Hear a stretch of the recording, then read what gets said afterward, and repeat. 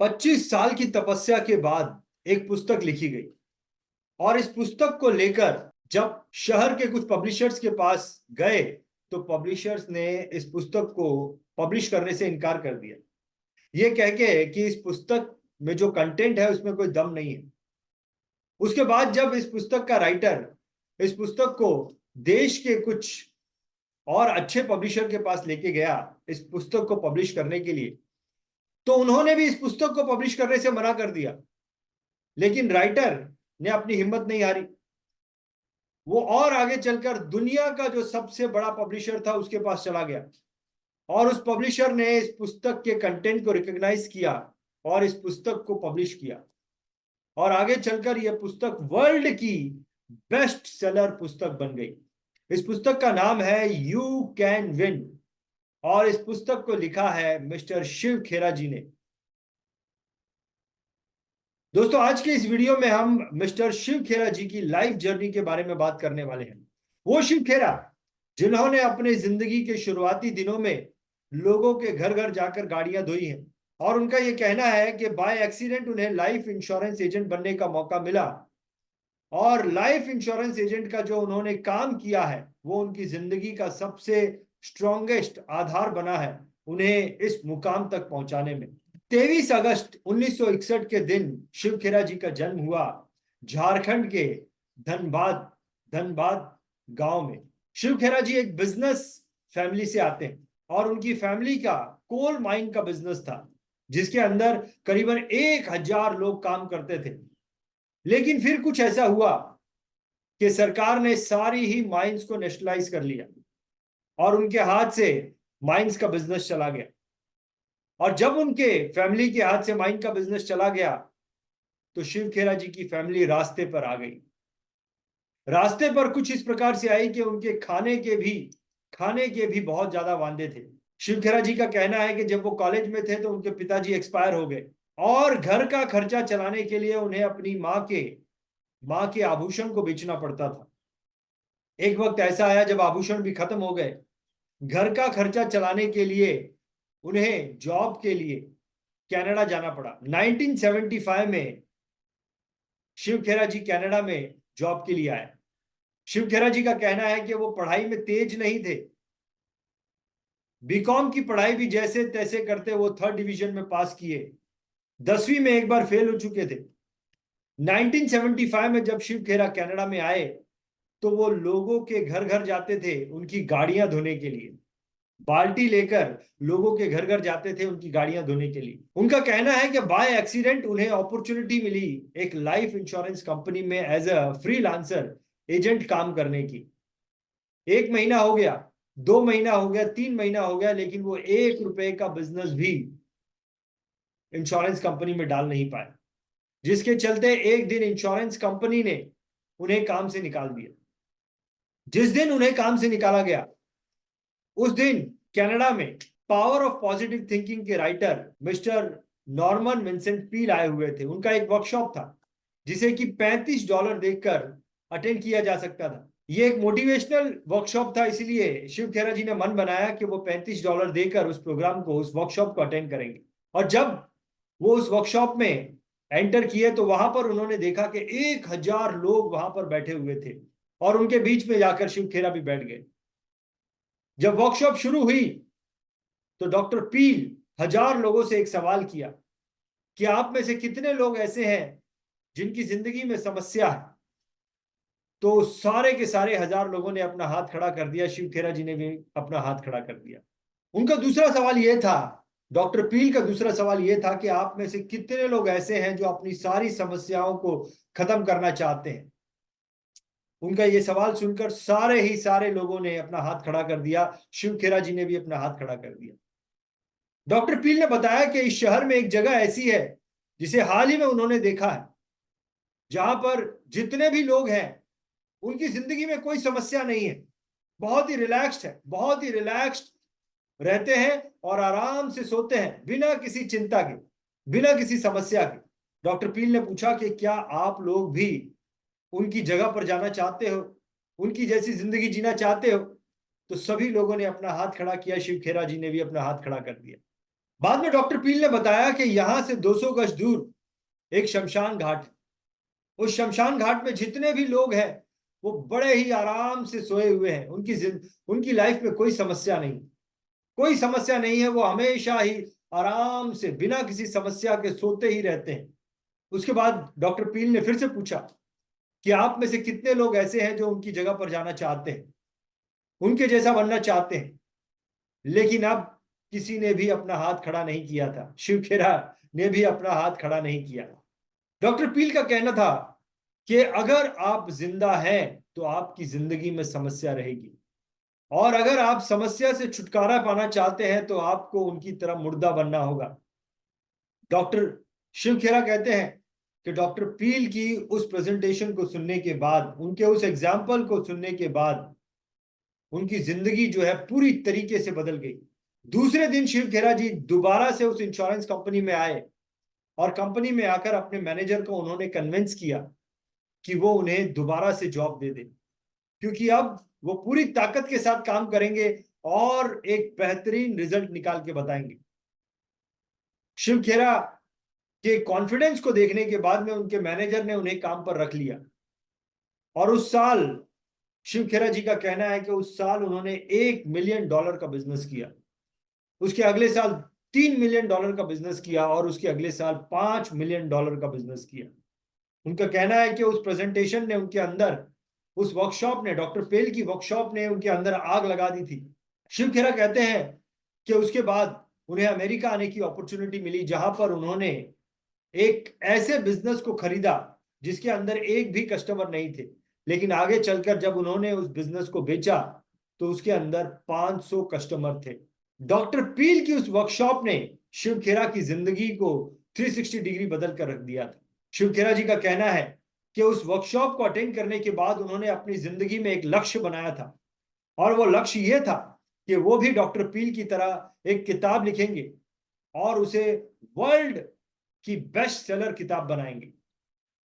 और उस वर्कशॉप से बाहर आने के बाद हर दिन वो जहां पर भी जाते थे, जिस भी जगह पर वो अपना दिन गुजारते थे, वो उस जगह को वो बहुत बारीकी से एनालाइज करते थे, और जो कुछ भी उन्हें लर्निंग मिलती थी उस मूवमेंट से उसे वो नोट कर लेते थे। शिव खेरा जी का कहना है कि उन्होंने हर दिन ऐसा किया। वो उस मूवमेंट की लर्निंग को लिखते थे और घर जाकर उसे फाइल कर देते थे, और ऐसा वो उन्होंने 25 सालों तक किया। और 25 सालों के बाद जो उनका कंटेंट था, उस कंटेंट को उन्होंने एक पुस्तक में परिवर्तित कर दिया। और उस पुस्तक को लेकर 25 साल बाद जब वो अपने शहर के पब्लिशर्स के पास गए तो सारे ही पब्लिशर ने उनकी पुस्तक को पब्लिश करने से इनकार कर दिया, ये कह के कि आपकी पुस्तक में जो कंटेंट है उसमें कोई दम नहीं है। और ये उनकी 25 साल की तपस्या थी। शिव खेरा जी को लगा कि शायद ये जो पब्लिशर्स हैं ये छोटे हैं, इसीलिए वो उनकी एफर्ट को रिकॉग्नाइज नहीं कर पा रहे हैं, उनकी बातों को समझ नहीं पा रहे हैं कि इसमें कितना दम है। इसीलिए वो उन्हें छोड़कर देश के कुछ बड़े पब्लिशर्स के पास पहुंचे, अमेरिका के कुछ बड़े पब्लिशर्स के पास पहुंचे। और उनका ये कहना है कि जब उनके पास में ये कंटेंट पहुंचा तो वो भी उनके इस कंटेंट को रिकॉग्नाइज नहीं कर पाए, उन्होंने भी उनके इस पुस्तक को पब्लिश करने से इनकार कर दिया। अब शिव खेरा जी बहुत ही पॉजिटिव माइंडसेट के व्यक्ति, उनके मन में आया कि इन लोगों ने भी उनके इस कंटेंट को रिकॉग्नाइज नहीं किया है, वो नहीं समझ पा रहे हैं कि कितना पावरफुल ये कंटेंट है। और उन्होंने मन बनाया कि वो दुनिया के सबसे बड़े पब्लिशर के पास जाएंगे और उन्हें इस पुस्तक को रिलीज करने के लिए, पब्लिश करने के लिए कहेंगे। और जब वो दुनिया के सबसे बड़े पब्लिशर के पास पहुंचे तो उन्होंने उनके कंटेंट को रिकॉग्नाइज किया, उनके इस कंटेंट के पावर को समझा, और उन्होंने उनकी पुस्तक को पब्लिश किया। शिव खेरा जी का कहना है कि जब दुनिया के अलग अलग बुक स्टोर में यह बुक पहुंची तो मलेशिया के एक न्यूज़पेपर ने उनके ऊपर फ्रंट पेज पे एक बड़ा सा आर्टिकल लिखा, और आर्टिकल यह था कि यू कैन विन ये पुस्तक, इसमें कुछ नया कंटेंट नहीं है और किसी को भी ये पुस्तक नहीं पढ़नी चाहिए। अगर आप इस पुस्तक को खरीदते हैं तो आपके पैसे जो है वो वेस्ट होने वाले हैं। और मलेशिया ने उस उस न्यूज़पेपर की एक पुस्तक जो है उनके घर पर भेज दी, और उस वक्त वो सिंगापुर में रहते थे। और शिव खेरा जी का कहना है कि जब वो न्यूज़पेपर उनके घर पे आया, उस वक्त वो घर पे नहीं थे, किसी दूसरे शहर में गए हुए थे, और वो न्यूज़पेपर जो है उनकी वाइफ के हाथ में आया। उनकी वाइफ ने वो न्यूज़पेपर पढ़ा और जो है उसे उनकी फाइल के सबसे निचले फाइल में, उनके कबाड़ के सबसे निचले फाइल में उसके अंदर छुपा के रख दिया। 2-3 साल गुजर गए और इन 2-3 सालों में शिव खेरा जी की book you can win world की बेस्ट सेलर बुक बन चुकी थी। और एक दिन शिव खेरा जी अपने कबाड़ में कुछ ढूंढ रहे थे और उनके हाथ में वो फाइल लगी, और उन्होंने उस न्यूज़पेपर को देखा जिसमें लिखा था कि यू कैन विन, ये बुक किसी ने भी नहीं पढ़नी चाहिए। अगर आप ये बुक पढ़ते हैं तो इससे आपका नुकसान होने वाला है, आपके पैसों का नुकसान होने वाला है। जब शिव खेरा जी ने वो न्यूज़पेपर देखा तो उन्होंने अपने वाइफ से पूछा कि ये कब आया, और अगर तुम्हारे हाथ में आया था तो तुमने मुझे दिया क्यों नहीं। तो शिव खेरा जी की वाइफ का ये कहना है कि ये एक नेगेटिव मैसेज है, और आप ऑलरेडी बहुत अच्छा कर रहे हैं, आपको दिखाने की क्या जरूरत थी, आप नेगेटिव हो जाते। शिव खेरा जी का कहना है कि उस दिन उन्हें रियलाइज हुआ कि आप अच्छा काम करें या बुरा काम करें, लोग आपकी निंदा करने ही वाले हैं, और इसीलिए आपको अपने कर्तव्य पथ पर चलते रहना चाहिए बिना ये सोचे कि लोग आपके बारे में क्या सोचते हैं। दोस्तों, मैं आपको थोड़ा सा ऑफ द ट्रैक लेके जाना चाहता हूं यहां से आगे, और मैं आपको ये बताना चाहता हूं कि शिव खेरा जी ने जब डॉक्टर पील की वर्कशॉप को अटेंड किया, उस वर्कशॉप ने उनकी लाइफ को 360 डिग्री चेंज करके रख दिया। दोस्तों, ऐसा ही कुछ वर्कशॉप बीआईटीवी भी अटेंड करता है, ऐसा ही कुछ वर्कशॉप बीआईटीवी भी ऑर्गेनाइज करता है। बीआईटीवी ने स्पीकर फोरम कम्युनिटी नाम से एक गोल्ड मेंबरशिप तैयार की है फाइनेंशियल एंड इंश्योरेंस एडवाइजर के लिए। बीआईटीवी स्पीकर फोरम कम्युनिटी में हम फाइनेंशियल एंड इंश्योरेंस एडवाइजर को दुनिया के और देश के टॉप फाइनेंशियल एडवाइजर्स के साथ हर महीने जूम के द्वारा मिलने की अपॉर्चुनिटी देते हैं। और बीआईटीवी स्पीकर फोरम कम्युनिटी के जो मेंबर्स हैं उन्हें बीआईटीवी के नेशनल मेगा माइंड शो में साल में एक बार किसी 5 स्टार होटल में 3 दिन के लिए दुनिया के और देश के टॉप फाइनेंशियल एडवाइजर्स के साथ रहने का मौका देते हैं, उनके साथ नेटवर्किंग करने का मौका देते हैं, उनसे लर्निंग लेने का मौका देते हैं। अगर आप एक फाइनेंशियल एंड इंश्योरेंस एडवाइजर हैं और आप बीआईटीवी स्पीकर फोरम कम्युनिटी का हिस्सा बनना चाहते हैं तो इस वीडियो के डिस्क्रिप्शन में हमने एक लिंक रखा। इस लिंक के द्वारा आप बीआईटीवी स्पीकर फोरम कम्युनिटी के बारे में डिटेल जानकारी ले सकते हैं, आप अपनी इंफॉर्मेशन भी हमें भेज सकते हैं। तो चलिए आते हैं अपनी कहानी पर दोबारा से। शिव खेरा जी ने उनकी पुस्तक यू कैन विन के द्वारा बहुत नाम कमाया और बहुत पैसे भी कमाए। इस वक्त वो सिंगापुर में थे, और इतना नाम और इतना पैसा कमाने के बाद उनके मन में आया कि अब वो अपने देश के लिए कुछ करना चाहते हैं, और इसके लिए वो भारत में दोबारा से आए। भारत में आने के बाद में देश के लोगों के लिए कुछ अच्छा करने के लिए उन्होंने एक पॉलिटिकल पार्टी को ज्वाइन कर लिया। लेकिन इस पॉलिटिकल पार्टी में काम करते करते, क्योंकि उनकी कोई इनकम नहीं थी, तो धीरे धीरे धीरे उनकी सारी सेविंग्स खत्म होने लग गई। उनके जो इन्वेस्टमेंट्स थे वो भी धीरे धीरे खत्म होने लग गए, और अब उन्हें अपनी दिनचर्या को चलाने के लिए लोन लेने की जरूरत पड़ गई। और लोन भी इतना हुआ कि एक वक्त उनके सर पर 10 करोड़ का लोन चढ़ गया था आईसीआईसीआई बैंक का, और अब वो बैंकरप्ट हो चुके थे। ये उनकी जिंदगी का एक अलग पड़ाव था। बहुत ऊपर जाने के बाद अब वो नीचे गिर चुके थे, बहुत नीचे गिर चुके थे, और अपने आप को स्टेबल बनाने के लिए अब उन्हें दोबारा से अमेरिका में आना पड़ा। और अमेरिका में उन्होंने फिर से अपना राइटिंग का काम शुरू किया, ट्रेनिंग का काम शुरू किया, और इतनी शिद्दत से काम किया, इतनी शिद्दत से काम किया कि दोस्तों आज माहौल कुछ ऐसा है कि शिव खेरा जी, इनकी यू कैन विन की जो पुस्तक है वो 10 मिलियन पुस्तकें बिक चुकी है। उनका तो ये कहना है कि अनऑफिशियली 50 मिलियन पुस्तकें यू कैन विन की बिक चुकी है।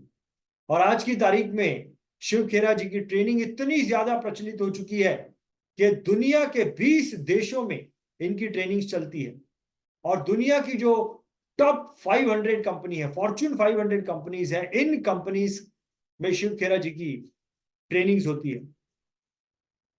शिव खेरा जी का ऐसा कहना है कि किसी भी देश की 100% पॉपुलेशन उसकी यूथ नहीं हो सकती है, लेकिन किसी भी देश का 100% फॉर्च्यून जो है उसकी यूथ ही बनाती है। इसीलिए शिव खेरा जी का अब आगे का जो लक्ष्य है वो ये है कि वो दुनिया के यूथ पर काम करना चाहते हैं और यूथ को फ्यूचर लीडर बनाना चाहते हैं। दोस्तों, शिव खेरा की जिंदगी पर बना ये वीडियो आपको कैसा लगा? अगर आपको ये वीडियो अच्छा लगा है तो मैं आपसे रिक्वेस्ट करूंगा कि आप इस वीडियो को लाइक करें, और मैं आपसे एक और बड़ी रिक्वेस्ट करूंगा कि आप BI टीवी इस चैनल को जरूर सब्सक्राइब करें। ऐसे ही वीडियो मैं आपके लिए लाता रहूंगा। मेरे अगले वीडियो तक मैं आपको नमस्कार कहना चाहता हूं, अलविदा कहना चाहता हूं। बहुत बहुत धन्यवाद, बहुत बहुत धन्यवाद।